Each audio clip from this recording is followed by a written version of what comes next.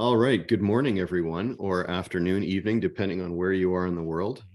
It's Mike from the Joyful Life Project, and I am joined today by Leo Pessl, and we are going to have a relatively brief conversation. We'll see about about living a joyful life.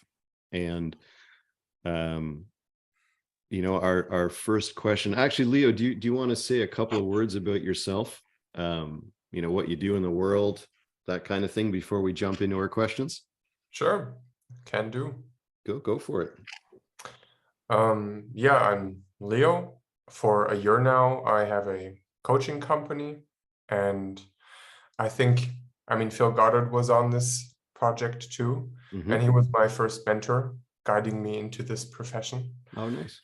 So I am influenced by him, but I am not him, even though it seems like we're all bald in this space. Yeah, exactly. I noticed that, yeah. Yeah. And like you can find my website and it says really loving life on the banner. And that's kind of what I'm about. On my wall here, it says bring love and joy into everyday life. Wow. So the Joyful Life Project was very much nice that exists. This sounds like a perfect fit then. Shall we jump into our first question, Leo? Sure. All right. So question number one. What does it mean to you to live a joyful life? Wow. So the first thing that comes to me is to really be fully alive. I mean, there's so many good or bad quotes about The Walking Dead, and most people are dead before they end up with their funeral in a coffin. And I think there's something in there about knowing what that means, kind of knowing death, I would even say, makes a joyful life. Because what's the alternative? I mean, seriously, what's the alternative? I'm not comfortable with the alternative. So the only thing that I feel that is truly of like making worth or meaning of life is to have a joyful life and to create one for the people you are in touch with. Co-create, maybe. Yeah, that's better. And yeah, that's it. It's choosing that intentionally and not just letting life happen just like that. Interesting. So not letting life happen just like that and choosing to have a joyful life. Can you say a little bit more about that? Oh, yeah. It's interesting. So this topic of death and dying and death before death is pretty present in my life right now somehow. Right.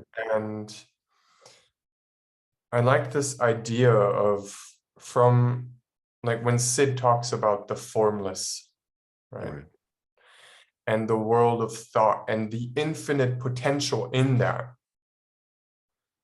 Exactly that, right? There was this moment just there where you were like, oh, yeah, that's it. There's something beautiful about it. But then reality hits.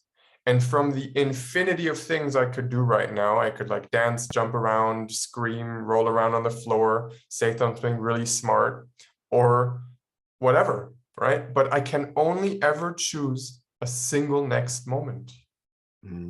All alternative versions of my life, of me, die with that moment. That's kind of somber.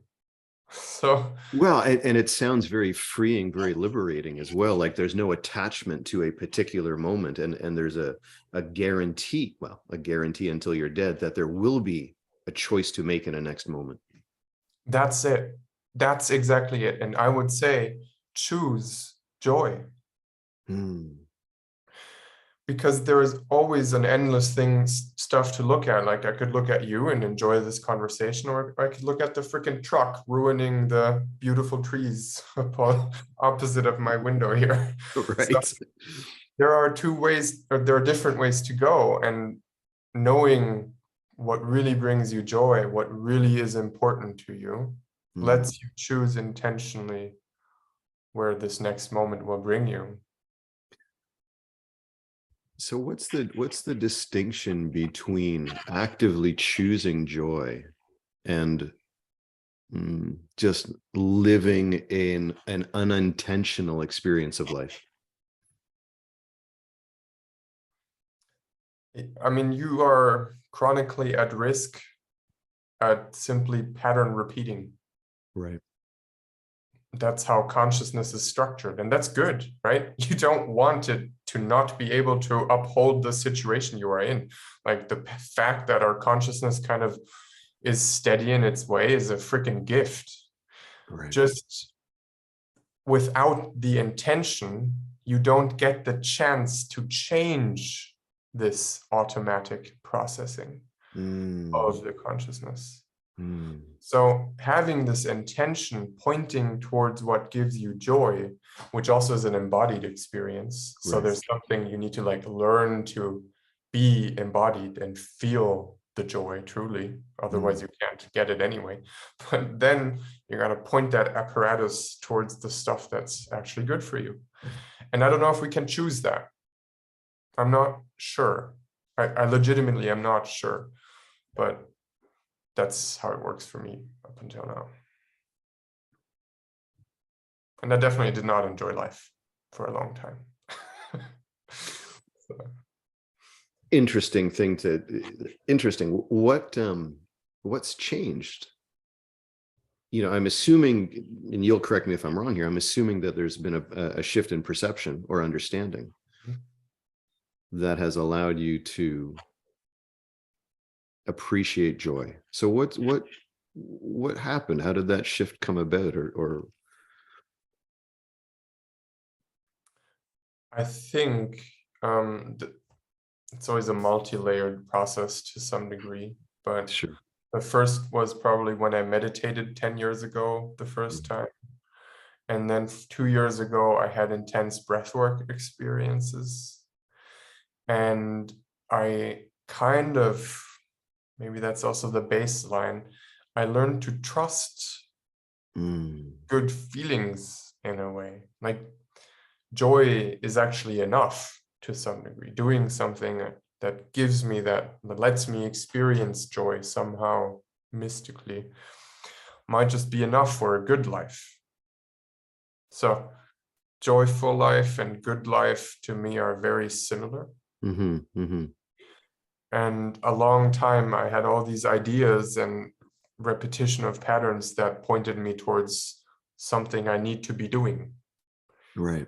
And like this realization that it comes from within, it's an inside out experience. Mm. And letting that be joy, trusting that enabled me to have joy, but also enabled me to be much freer than I was before, which Right. is something I didn't see coming in a way. Right.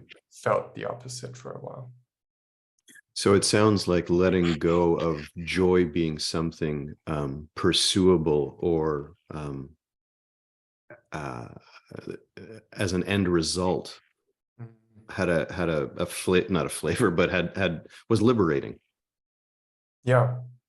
And I actually really like that you pointed that out, because I just noticed you could interpret the way I am phrasing getting to joy as something that is like pursuable. Mm-hmm. That's not it. Right. It is my focus of attention. Like I can focus right now on where I experience joy, Right. and it will already let me feel that a little bit. Mm. So And I'm really curious, how is that ability to feel into it a little bit advantageous? Like, how is that helpful in real life? ah, People really, want to know. thank you. I'm not good at communicating that. I just noticed. So this is a great question. You're welcome. um, maybe, maybe it just is what literally is liberating, Mm, because we are on this planet looking for feelings, mm, also tied into Sid to some right. or many wise people. And learning to do whatever you want to do with joy gets the grand system in on it. Because joy is what you're here to experience. It automatically, you're like, oh, I want more of this. The whole system is like, yeah, let's do that.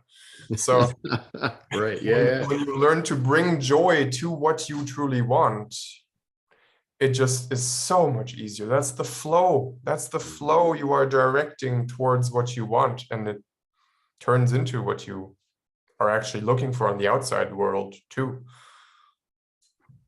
So it sounds like what you're describing is joy, the recognition of an innate joy, or the recognition of joy innately becomes a catalyst. Mm-hmm. And I don't want to put words in your mouth. So, you know, if I'm full of shit here, tell me. Yeah, I'm good at that. Don't worry. I know. No, I like that. It becomes self-propulsion, kind of. Ah, right. Joy, if you let it be, and follow it, it becomes more of it. Mm. Mm. So Really is this golden line of light, kind of, that will bring you more of what you are wanting, what your desire really is. yeah, I hear in what you're saying that it has a, and I like that I think you used the word propulsion, that it has it has a way of pulling you towards more of it. Mm-hmm. That's not what I was going to say, but it just kind of went. I had something brilliant and I lost it. So maybe it'll come back. Who knows? We'll see. Maybe that was brilliant already. You never know. Eh? Yeah, I like that description of it being around momentum. And there's another thing I just thought of that what often keeps people from joy and going for joy. Mm, And I think that's important enough to put that in here, yeah, is this lack or suppression of creative aggression. That's what I would call. creative aggression. Yeah. It's this ability to bring what is inside out. For me to approach you and say, hey, I would like to talk to you. Right. And this is aggressive. Like, even if I just do this, you can Right. feel something coming at you, Yeah, right? yeah. I just move towards you. And this already is an aggression to me. But it's not this destructive anger thing we tie into aggression. It's letting this thing inside of you, this desire, manifest into action. Mm, So there are two parts. It's one, this feeling the joy and knowing where it is for you and how you can express it. right. And then there is this creative aggression, this impulse to actually go towards it.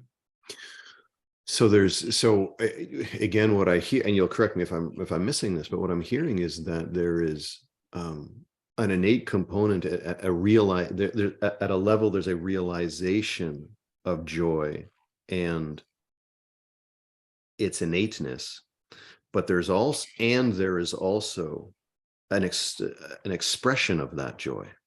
Mm-hmm. So you can realize it, but what I'm sensing is that you're describing one's willingness to express that into the world of form. I might be putting too much of my own thinking into that, Leo. It's amazing. I think that works really well. Hmm. I might just Interesting. steal that phrase. No, by two bald guys, right? Go for it. An easy connection. Yeah, that's right. There's no hair in the way. Eh?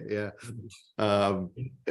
Yeah. Before we digress into that, Leo, I need to be cognizant of time. So maybe we can do a part two. But the second question number two, and we might have already touched on this a little bit, but I'll state it sort of formally as part of the interview. What advice would you give to people that are looking to have a more joyful experience of life? Mm.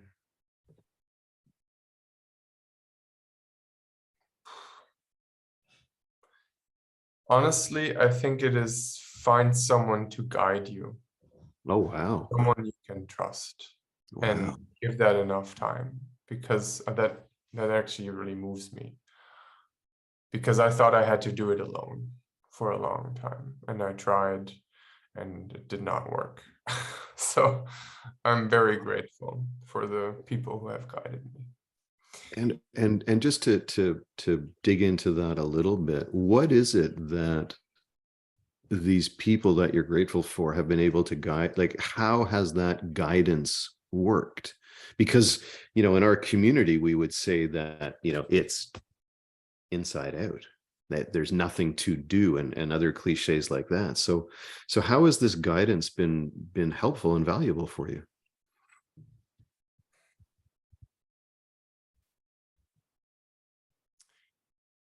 I mean, just like I already pointed out, I can be looking at you and focusing on this here, and I will feel a joy and an excitement. Right. Look out there, I feel kind of barren and sad and angry. Right. So Right.